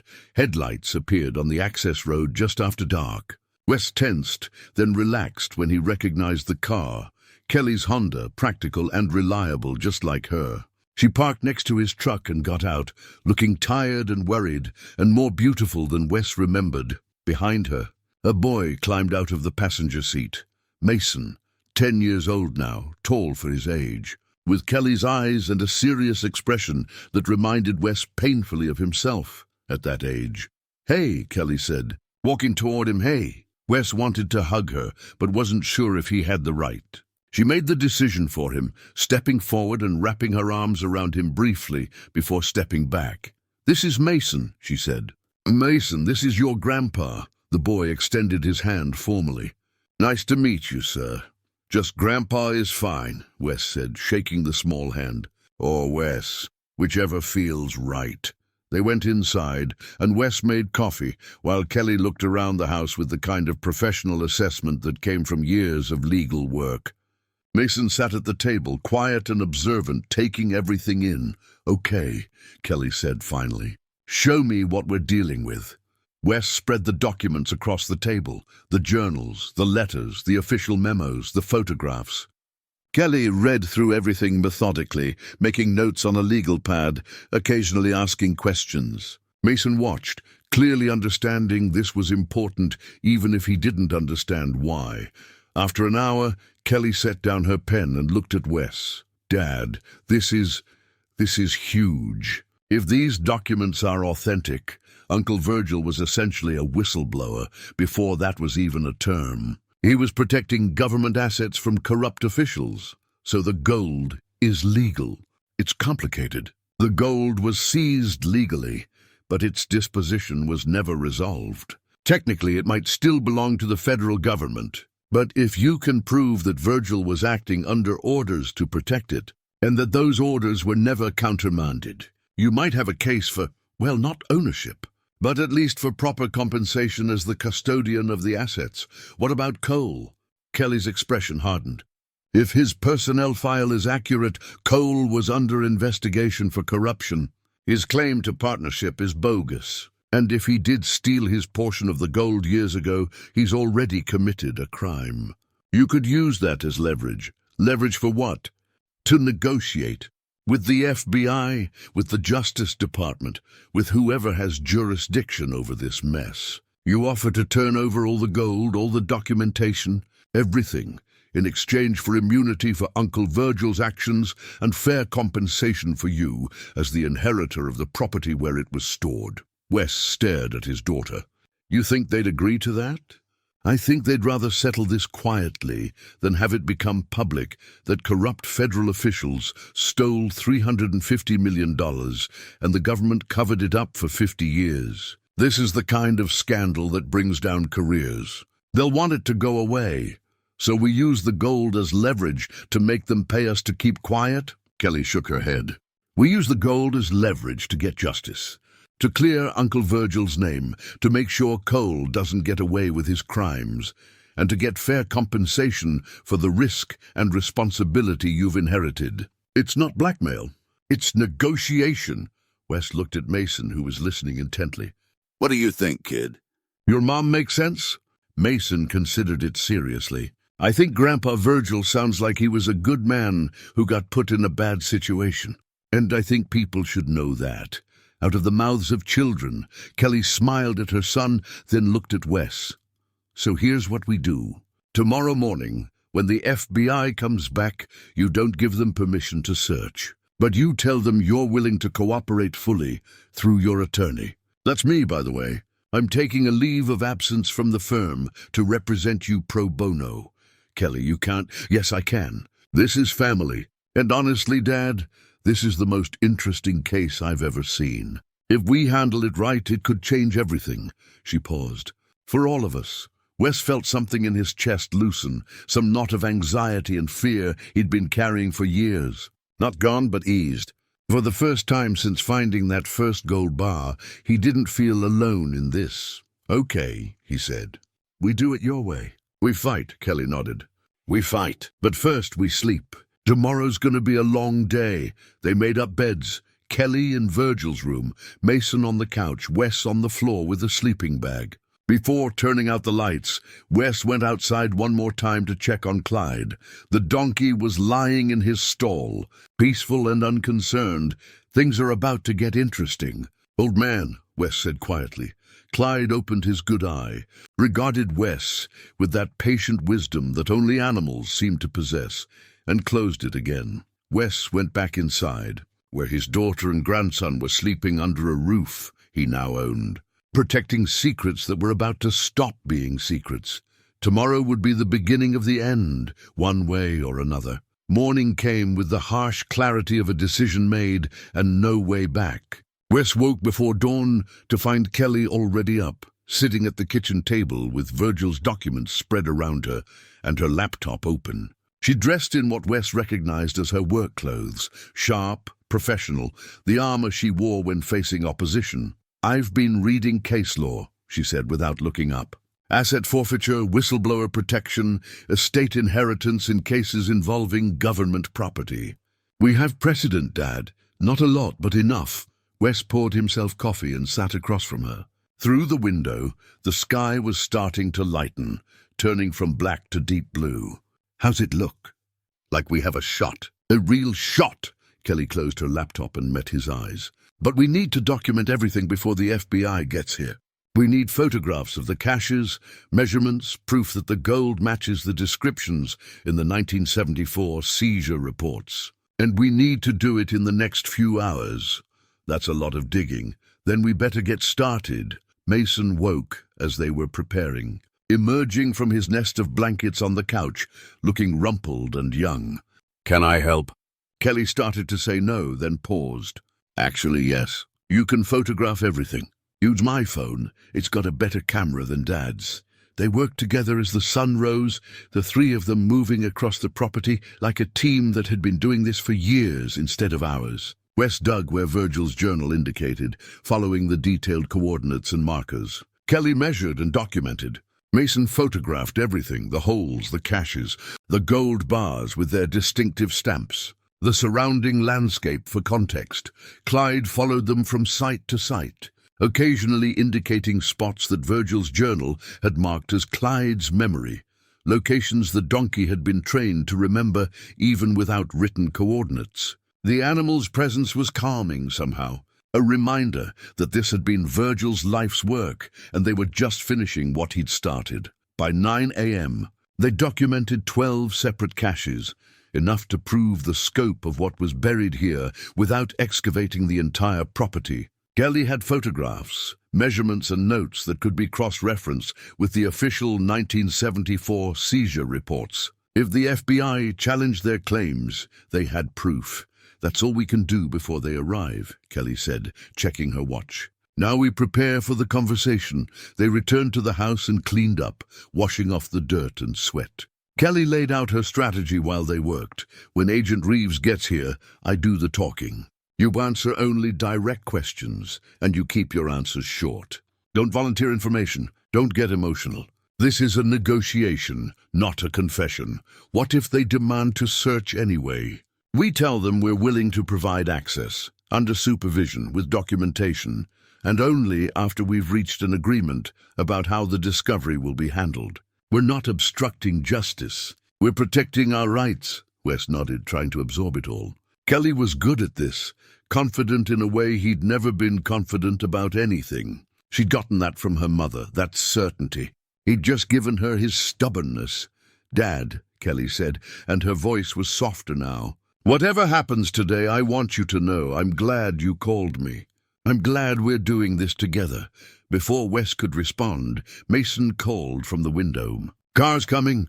3 vehicles this time, the 2 FBI trucks from yesterday, and a black sedan that looked government but different. They parked in formation, deliberate and coordinated, and 7 people got out. Agent Reeves was there along with her team from yesterday, but the sedan had brought 3 new players. 2 men in suits, and a woman who carried herself with the kind of authority that made everyone else look like backup." Kelly straightened her blazer and picked up her briefcase. "Let's go." They met the agents in the yard, halfway between the house and the vehicles. Agent Reeves approached with the same professional neutrality as before, but her eyes flicked to Kelly with recognition. "Another lawyer, another complication." "Mr. Hanley," Reeves said. "Have you made a decision about our request?" "I'm Kelly Hanley." Kelly stepped forward. "Mr. Hanley's attorney. My client is willing to cooperate fully with your investigation, subject to certain conditions." The woman from the sedan moved forward. She was in her 50s, grey-haired and sharp-eyed, with the kind of face that had seen everything and wasn't impressed by much. "I'm Deputy Director Marsh, FBI. What conditions?" Kelly didn't flinch. "First, immunity for Virgil Hanley posthumously. He was operating under orders from Justice Department officials in 1974. We have documentation to prove it. Second, fair market compensation to Wes Hanley for the preservation and custody of government property for 50 years. Third, full investigation into Raymond Cole's actions in 1974 and subsequently. He was under investigation for corruption, stole his portion of the recovered assets, and is now making false claims against this property." Deputy Director Marsh studied Kelly for a long moment. "That's quite a list. You have proof?" Extensive documentation, official correspondence, classified memos, personnel files. Everything you'll need to understand what really happened in Operation Desert Shield. And if we refuse your conditions, then this becomes public. The media learns that corrupt federal officials stole $350 million, that the government covered it up, and that an honest agent spent 50 years protecting the assets because he couldn't trust his own superiors. That's not a story any of us wants in the news. Marsh's expression didn't change, but something shifted in her posture. A subtle acknowledgement that Kelly had leverage. You're suggesting we pay you to keep quiet. I'm suggesting we reach an equitable settlement that serves justice and avoids unnecessary scandal. My client isn't asking for the gold. He's asking for fair compensation and the clearing of his uncle's name. Those seem like reasonable requests given the circumstances. Assuming your documentation is authentic. Kelly pulled a folder from her briefcase. Photocopies. You can verify the originals yourselves. We have Mitchell Brennan's direct orders to Wes Hanley. We have classified memos about Operation Desert Shield. And we have evidence that Raymond Cole was compromised and later stole government property. Marsh took the folder and paged through it, her face unreadable. After a few minutes, she looked at Agent Reeves. Get Mitchell Brennan on the phone. He's retired, but he's still alive. I want confirmation. Reeves pulled out her phone and walked away. The silence that followed was thick with tension. Mason stood close to Wes, trying to look brave but clearly nervous. Wes put a hand on his grandson's shoulder, feeling the boy relax slightly at the contact. While we wait, Marsh said, why don't you tell me what's actually buried on this property? Kelly glanced at Wes, who nodded. She pulled out her phone and showed Marsh the photographs from this morning, the gold bars, the caches, the systematic documentation they'd created. Approximately $340 million in gold bullion, Kelly said, scattered across the property in 47 separate locations. All of it matches the descriptions from the 1974 Desert Shield seizure reports. We can provide exact coordinates and access to verify inventory. Marsh studied the photos carefully. Your uncle was thorough. My uncle was protecting what he'd been ordered to protect, Wes said, even when it cost him everything. Marsh looked at him directly for the first time. What did it cost him, Mr. Hanley? His life. He spent 50 years alone out here, afraid to use what he was guarding, afraid to tell anyone the truth, afraid that the wrong people would find out. He died with nobody around him except that donkey over there. Wes pointed to Clyde, who was watching the proceedings with his usual patience. That's what happens when you try to do the right thing in a system that's corrupt. That's quite an accusation. It's quite a story. And it's all true. You're going to find that out when you check those documents. Agent Reeves returned, her expression carefully neutral. Deputy Director, I have Mitchell Brennan. He's willing to talk, but only if we agree not to record the conversation. Marsh took the phone and walked out of earshot. The conversation lasted 10 minutes, during which Kelly, Wes, and Mason stood in the yard with federal agents surrounding them like they were witnesses to something bigger than themselves. Which Wes realized they were. When Marsh returned, her expression had changed. Not friendly exactly, but less adversarial. She handed the phone back to Reeves and turned to Kelly. Mr. Brennan confirms your story. He gave Wes Hanley direct orders to secure the Desert Shield assets and hold them pending further instruction. Those instructions never came because Mr. Brennan was forced out of his position before he could complete the operation. So you agree that Wes Hanley was acting under legitimate authority? We agree that he believed he was acting under legitimate authority. Whether that authority was legally valid after Mr. Brennan's dismissal is a question for the Justice Department. But Marsh paused, choosing her words carefully. We also acknowledge that your uncle spent 50 years protecting government property that many others would have simply stolen. That demonstrates a level of integrity that deserves recognition. What about Raymond Cole? We'll be opening an investigation into Mr. Cole's actions. If he stole his portion of the gold, he'll be prosecuted. If he's making false claims against this property, we'll address that as well. Kelly pressed forward. And compensation for my client. Marsh considered this. The government doesn't typically pay citizens to return stolen property, even property that was stolen from us. But you do pay whistleblowers. You do compensate individuals who help recover lost assets. And you definitely settle cases when the alternative is public embarrassment on a scale that would make Watergate look like a parking ticket. A ghost of a smile crossed Marsh's face. You're direct. I learned from my father. So what's your offer? We need to inventory everything. Verify the authenticity. Confirm the amounts match our records. That will take time, weeks, maybe months. During that process, this property will be secured as an active investigation site. Your client can remain on the property, but cannot remove or sell any of the assets. And after the inventory, we'll propose a settlement. Based on Mr. Brennan's testimony and the documentation you've provided, I'm authorized to offer fair market compensation for the preservation of the assets. Let's say 5% of the total value. Kelly didn't hesitate. 15%. And full immunity for both Virgil and Wes Hanley in writing, signed by the Attorney General. That's non-negotiable. My client and his uncle protected $340 million in government assets for 50 years. They did your job when your own people couldn't be trusted to do it. 15% is more than fair. It's generous on our part. Marsh looked at Agent Reeves, who nodded almost imperceptibly. I'll need to make calls. Get authorization. But if the inventory confirms your numbers, and if the documentation holds up under scrutiny, I think we can reach an agreement. How long? Give me 48 hours. We'll bring in a team to start the inventory process. You'll need to provide access to the property and cooperation with our specialists. In return, we'll begin drafting the settlement documents. Kelly extended her hand. 48 hours. After that, we go public and let the court sort it out. Marsh shook her hand. Understood. Miss Hanley, your father's lucky to have you. No, Kelly said, glancing at Wes. I'm lucky to have him. It just took me a while to remember that. The agents left, leaving behind 2 personnel to secure the property and begin preliminary documentation. As their vehicles disappeared down the access road, Wes felt something he hadn't felt in years, hope mixed with exhaustion, relief mixed with disbelief. Did that just happen? He asked. That just happened, Kelly confirmed.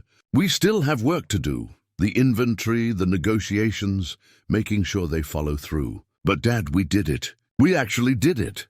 Mason tugged on Wes's shirt. Grandpa, does this mean we're rich? Wes knelt down to his grandson's level.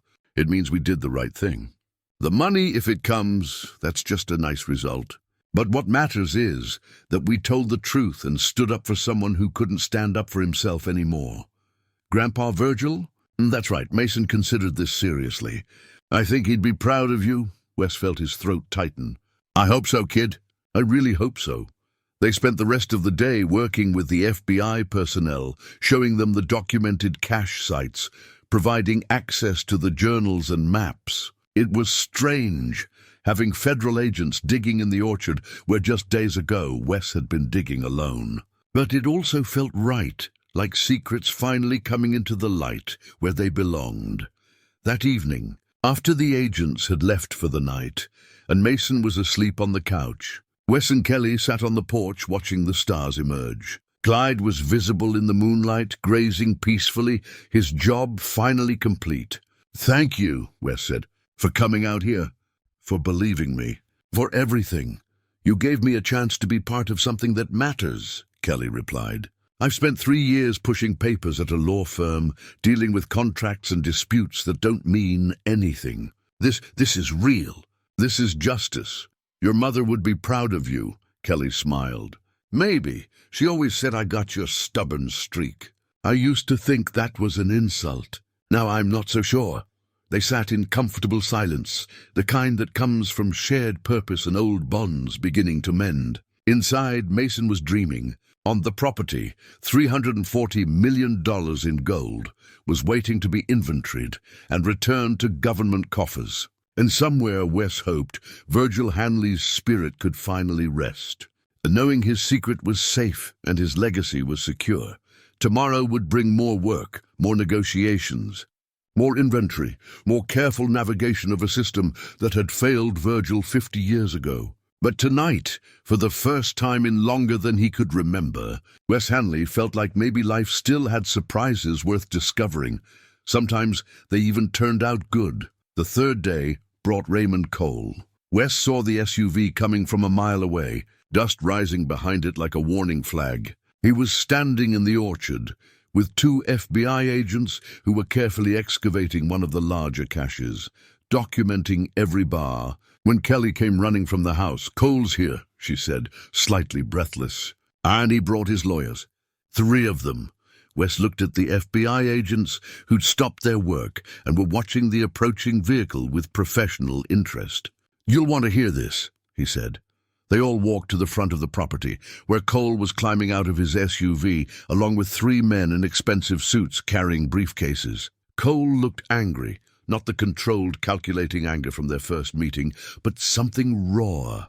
"Desperate, maybe. You can't do this," Cole said, pointing at Wes. "That gold is mine.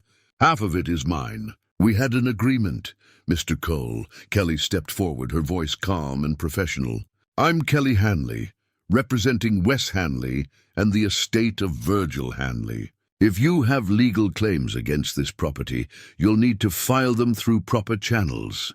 Right now, this is an active federal investigation site, and you're trespassing." One of Cole's lawyers moved forward. "We have documentation showing a valid partnership agreement between Raymond Cole and Virgil Hanley, dated 1974. That agreement entitles Mr. Cole to 50% of all jointly acquired assets. May I see that documentation?" Kelly asked. The lawyer produced a folder. Kelly took it and flipped through the pages, her expression neutral. After a minute, she looked up. "This is interesting. According to this partnership agreement, all 3 partners, Virgil Hanley, James Hendricks, and Raymond Cole, were entitled to equal shares of jointly acquired assets. That would be 33% each, not 50%. Cole's face reddened. "Hendricks is dead. His share reverts to the surviving partners, does it? Because I don't see any provision in this agreement for what happens when a partner dies. And since Mr. Hendricks's estate was never notified of this partnership or given an opportunity to claim his share, you may have a problem." "This is ridiculous," Cole snapped. "I've waited 50 years for this. Virgil promised me—" "Actually," Kelly interrupted, "according to Virgil's journals, which we provided to the FBI, you stole your portion of the partnership assets in the early 1980s. You dug up your share and sold it, which means you've already received your distribution and have no further claim." The silence that followed was absolute. Cole stared at Kelly, then at Wes, his expression cycling through shock, fury, and something close to panic. One of his lawyers leaned in and whispered something, but Cole waved him off. "You can't prove that," Cole said. "We can," Kelly replied. "We have journal entries, dates, locations. Virgil tracked your movements. He knew you'd betrayed the agreement. And if you'd like, we can have the FBI investigate where your current assets came from. I'm sure they'd be interested in the source of the capital you used to start your construction business in 1983. Cole's lawyer pulled him aside. There was a hushed, urgent conversation. The other lawyers joined in, all of them speaking in low tones, while Wes and Kelly and the FBI agent stood waiting. Finally, Cole broke away from the group and approached Wes directly. "$25 million, Cole said. "Cash. I'll drop all claims, sign whatever you want. Just give me $25 million and we're done." "No," Wes said simply. $30 million. "That's my final offer. It's a fraction of what's here, and you know it. Take it and everyone walks away happy." "The gold isn't mine to sell," Wes said. "It belongs to the government. We're just making sure it gets returned to the right people." Cole's face twisted. "You self-righteous? Do you have any idea what Virgil and I went through to get that gold? What we risked? We saved it from people who would have used it to fund terrorism, drug cartels, weapons trafficking. We were heroes, and the government threw us to the wolves. That gold is ours by right. Then why did you steal your share and sell it?" Wes asked quietly. "If you were such a hero, why did you betray the agreement? Why did you abandon Virgil?" Cole had no answer. He stood there, breathing hard, his lawyers shifting uncomfortably behind him. After a long moment, he turned and walked back to his SUV. "This isn't over," he called back. "I'll fight this. I'll tie you up in court for years. You'll spend every penny you might get just paying lawyers." "Mr. Cole," one of the FBI agents stepped forward, badge visible. "I'm Agent Reeves. I need you to come with me. We have some questions about your actions in 1974 and your disposal of government property in the 1980s. Cole stopped. "You can't. I have rights. I want my lawyer." "You have 3 of them right here," Reeves said. "I'm sure they can help. But you need to come with us now." The other agents moved forward, and suddenly Cole was being guided. Not arrested, not quite, but definitely not free to leave on his own terms toward one of the FBI vehicles. His lawyers started protesting, threatening, pulling out phones to call judges and officials and anyone who might help. But it was over. Cole knew it, and so did everyone watching. 50 years of waiting, planning, scheming, and it had all come down to this moment in a dusty ranch yard, surrounded by the evidence of his betrayal and the ghosts of choices made long ago. As the FBI vehicle drove away with Cole in the back seat, Wes felt Kelly's hand slip into his. Mason emerged from the house where he'd been watching through the window, his expression a mixture of excitement and uncertainty. "Is he gone?" Mason asked. "He's gone," Wes confirmed. "Good. He seemed mean." Kelly laughed, and the sound broke the tension like sunlight through clouds. "Yeah, kid. He was definitely mean." They stood together, the 3 of them, watching the dust settle and the normal sounds of the ranch returning. Clyde braying in the distance, birds calling from the mesquite trees, the wind moving through the dry grass. "What happens now?" Mason asked. Wes looked at his grandson, then at Kelly, then at the land that had been Virgil's burden and was now his legacy. "Now we finish what we started. We help them recover everything. We clear Virgil's name, and we figure out what comes next. Together." Mason asked. "Together," Wes confirmed, squeezing Kelly's hand, and for the first time in longer than he could remember, that felt like enough.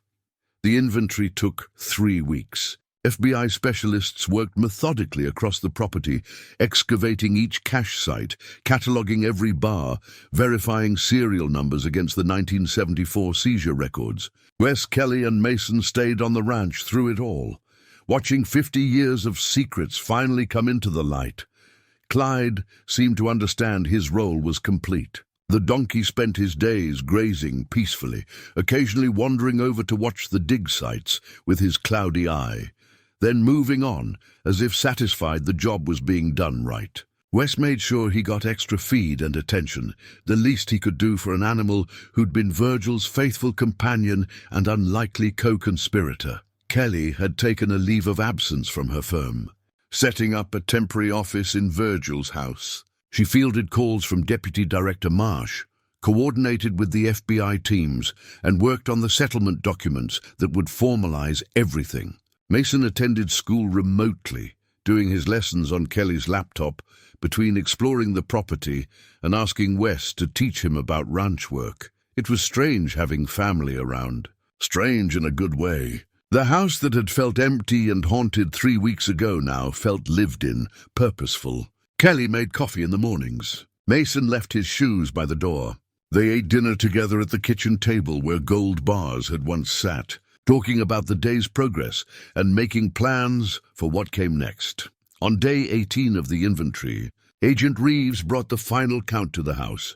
Wes, Kelly, and Deputy Director Marsh gathered around the kitchen table while Reeves read from her report. Total recovery, 47 cache sites. 4,027 gold bars. Current market value, $342.8 million. Reeves looked up. Every single bar matches the 1974 Desert Shield seizure records. "Your uncle didn't touch any of it. 50 years, Wes said quietly. "He guarded it for 50 years and never took a single bar. That level of integrity is rare," Marsh said, "which is why we're prepared to offer a settlement that reflects it." She produced a document and slid it across the table to Kelly, who read through it carefully, making notes in the margins. After 10 minutes, she looked up. 15% of recovered value. That's $51.4 million. Plus full immunity for both Virgil and Wes Hanley, certified by the Attorney General. plus a formal commendation for Virgil Hanley, recognizing his service and sacrifice. Kelly looked at Marsh. This is acceptable. There's one more thing, Marsh said. Mitchell Brennan, the Justice Department official who originally ordered your uncle to secure the gold, he'd like to meet you. He's 89 now, retired in Virginia. But he wants to thank you personally for finishing what he and Virgil started. Wes felt something catch in his throat. I'd like that. The signing happened 2 days later in a conference room at the FBI field office in San Antonio. Lawyers on both sides, officials from Justice, representatives from the Treasury Department. Kelly sat beside Wes, walking him through each document, making sure he understood what he was signing. This is it, she said quietly. Once you sign, the gold belongs to the government. In return, you receive the settlement, immunity, and Virgil's commendation. Are you sure? Wes looked at the papers, at the dollar amounts that could have changed everything if he'd decided to run, to hide, to keep the gold for himself. But that wasn't what Virgil had wanted. It wasn't what Virgil had spent his life protecting, I'm sure, Wes said, and signed. The aftermath moved quickly. The gold was transported to federal vaults. The settlement funds were transferred to an account Kelly had set up. News stories ran for a few days. Historic gold recovery in West Texas.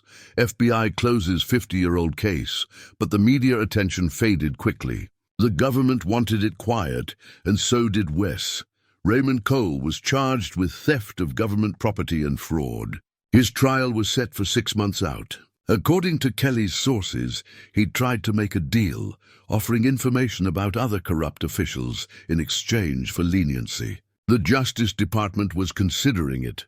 Mitchell Brennan sent a letter to Wes before they could arrange a visit. The handwriting was shaky, but the words were clear. Your uncle was the finest man I ever knew. He could have taken the gold and run. He could have sold me out to save himself. Instead, he stayed true to his duty even when that duty became unbearable. I'm sorry I couldn't protect him better. I'm sorry he had to carry that burden alone. But I'm grateful, more grateful than I can express, that he had family like you to finish what we started. Thank you, Wes. Thank you for giving Virgil the ending he deserved. Wes read the letter sitting on the porch with Clyde nearby, the sun setting over land that was truly his now. The settlement had paid off every debt, left him with more money than he'd ever imagined having, and given him something more valuable than gold, a family restored and a legacy honored. That evening, Kelly found him there. She sat beside him, both of them watching the sky turn pink and orange and deep purple. I've been thinking, she said. Mason and we could move out here. I can work remotely, and it would be good for him to have space, fresh air. To know his grandfather. Wes turned to her, hardly daring to believe what he was hearing. You'd want that? I'd want that, if you would. Kelly, there's nothing I'd want more, she smiled. And for the first time in years, Wes saw his daughter as she'd been before disappointment and distance had built walls between them. Young, hopeful, believing that good things were still possible. Then let's do it, she said. Let's build something here. Something that lasts. Wes pulled her into a hug, this woman who'd saved him, who'd believed in him when he'd given her every reason not to.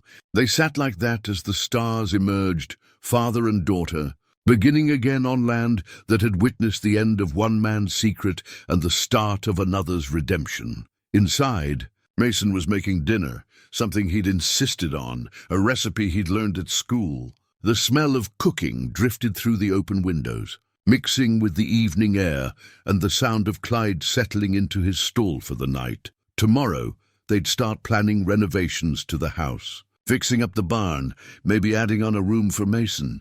They'd figure out what to do with the money, investments, college funds, maybe a foundation like Virgil had wanted, but tonight was for gratitude, for second chances, for the family that had found its way back to each other through gold and grief and the stubborn faith that doing the right thing might actually mean something. Dad?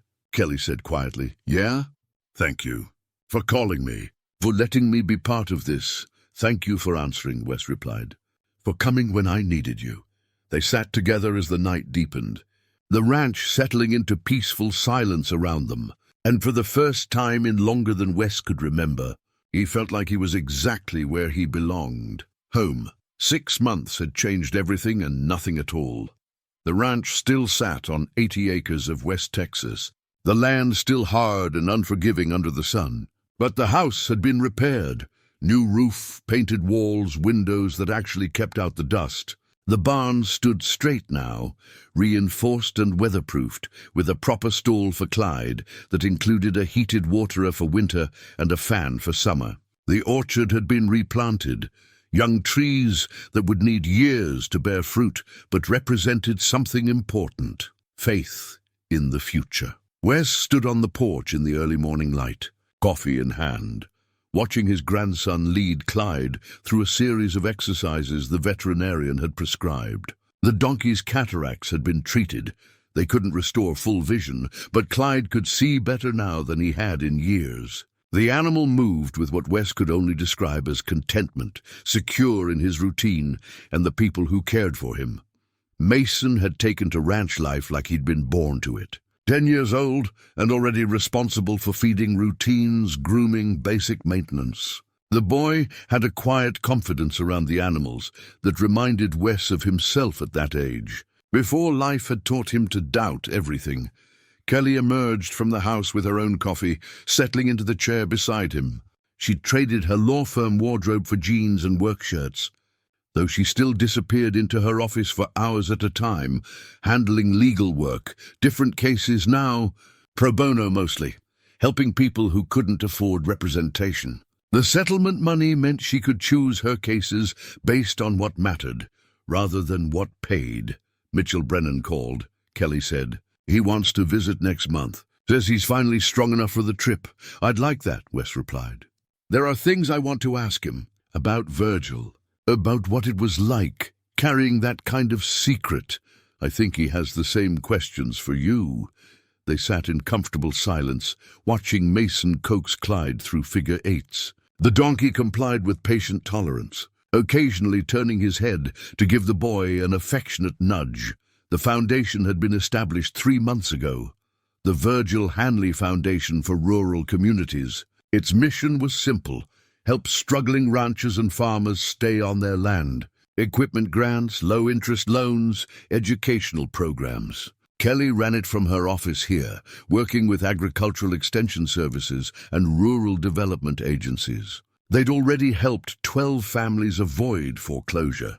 The commendation for Virgil had been presented at a small ceremony in San Antonio. No media, just family, and a few FBI officials, including Deputy Director Marsh. They'd given Wes a framed certificate and a flag that had flown over the Justice Department building. Both hung now in the ranch house, alongside photographs of Virgil, including some Wes had never seen before, provided by Mitchell Brennan. Young Virgil in uniform, Virgil receiving awards. Virgil standing with Brennan, both men serious and purposeful. Raymond Cole had taken a plea deal, providing testimony about corruption in federal agencies during the 1970s in exchange for a reduced sentence. He'd served 7 years. His construction company had been sold to pay restitution. The news stories had been brief, buried in back sections where old crimes went to die quietly. "Mom called," Kelly said. She asked about Thanksgiving. Wes looked at his daughter. They'd navigated this carefully, the relationship between him and his ex-wife Sarah. Civil conversations, updates about Mason, gradual thawing of old resentments. "What did you tell her?" "That she's welcome here. If you're okay with it."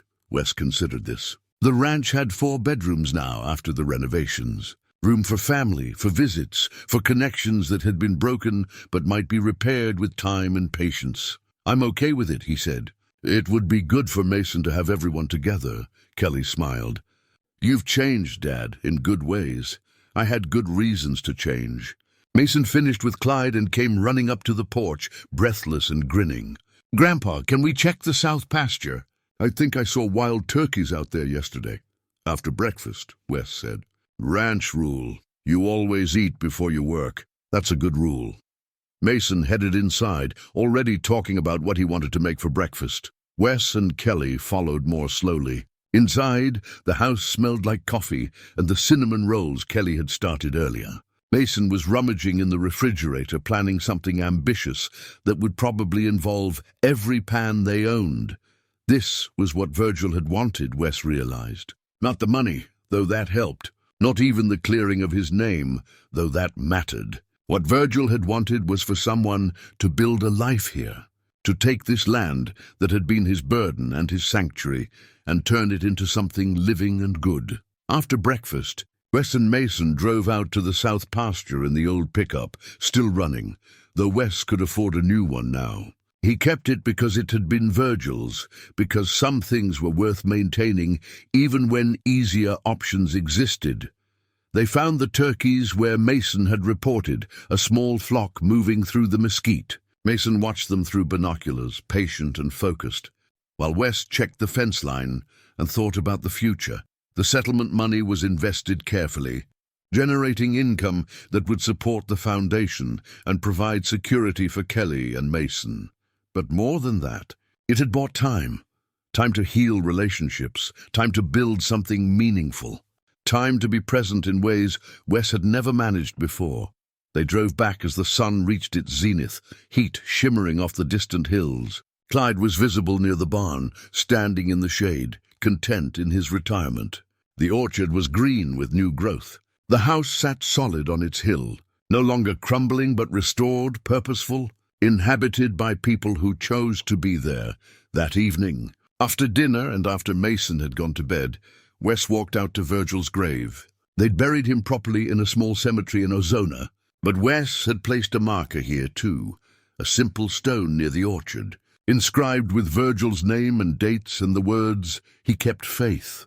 Wes stood there in the darkness, listening to the night sounds of the ranch, and spoke quietly to his uncle. "I think we did right by you. The gold's where it belongs. Your name is cleared, and this place, it's alive again. Kelly and Mason are here. We're building something good." The wind moved through the mesquite, carrying the smell of dust and distance. "Thank you," Wes continued, "for trusting me, for giving me a chance when I didn't have any left. I won't waste it. I promise you that." He stood there a few minutes longer, then walked back to the house, where lights glowed warm in the windows, and family waited.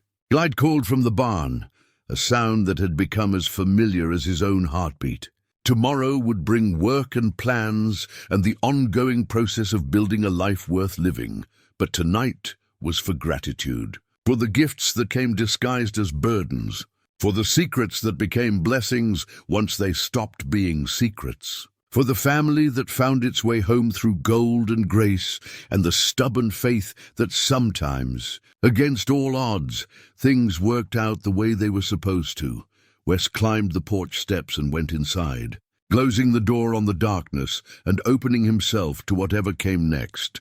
Sometimes life saved its biggest surprises for when you'd stopped expecting anything at all. And sometimes, just sometimes, those surprises turned out to be exactly what you needed, even if you didn't know you needed them until they arrived. The ranch was quiet now, settled into the peaceful rhythm of evening. Inside, Kelly was reading on the couch. Mason was already asleep, dreaming whatever dreams 10-year-old boys dreamed. And Wes Hanley, broke cowboy turned millionaire turned family man, sat at Virgil's old kitchen table and felt something he hadn't felt in years. Complete. The gold was gone, returned to government vaults and federal oversight. But what it had purchased, redemption, family, purpose, home, those things would last. Those things were worth more than all the gold in all the orchards in all the world. Wes picked up Virgil's pocket watch from where it sat on the shelf. He'd had it repaired, the mechanism cleaned and adjusted. It kept perfect time now, ticking steadily forward, marking moments that mattered. He wound it carefully, listening to the familiar sound, then set it back on the shelf where he could see it every day, a reminder that time moved on, that second chances were possible, that sometimes the inheritance that mattered most wasn't what you found buried in the ground, but what you built from the ground up with the people you loved. The ranch lights glowed against the darkness. Clyde settled in his stall. The orchard trees stretched toward stars that had witnessed everything, secrets buried and revealed, lives lived and ended, promises kept across generations, and in the quiet of a West Texas night, the Hanley family slept peacefully, secure in the home they'd built together from ruins and gold and stubborn, abiding faith that tomorrow would be better than yesterday, because sometimes it was.